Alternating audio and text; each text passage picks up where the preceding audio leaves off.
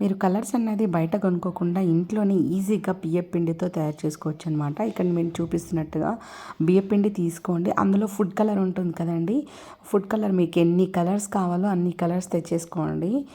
ఈ food colour అనేది అందులో కొంచెం చిటికెడు, లేకపోతే మీకు కలర్ ఎంత థిక్నెస్ కావాలి, ఎంత లైట్ కావాలి, ఏ విధంగా కావాలి అనేది అయితే మీరు దాన్ని బట్టి మీరు కలర్ అనేది యాడ్ చేసేసుకొని అందులో కొంచెం వాటర్ వేసేసుకోండి. వాటర్ వేసుకుంటూ కలుపుకోండి, అంటే పిండికి అంతా పట్టేలాగా.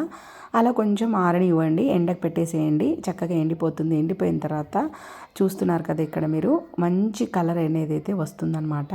మంచి ఇప్పుడు నేను సాఫ్రాన్ కలర్ యాడ్ చేశాను అనమాట, అందుకని మంచి సాఫ్రాన్ కలర్ అయితే నాకు వచ్చేసింది ఇక్కడ. మీరు ఎల్లో కావాలంటే ఎల్లో, మీరు ఇంకా రెడ్ కావాలంటే రెడ్ కలరు, ఇంకా గ్రీన్ కావాలంటే గ్రీన్ కలర్, ఇలా అన్నీ కలిపి మీరైతే మంచి ఇంట్లోనే చక్కగా తయారు చేసుకోవచ్చు. ఈ విషయం నేను యూట్యూబ్లోనే చూశాను.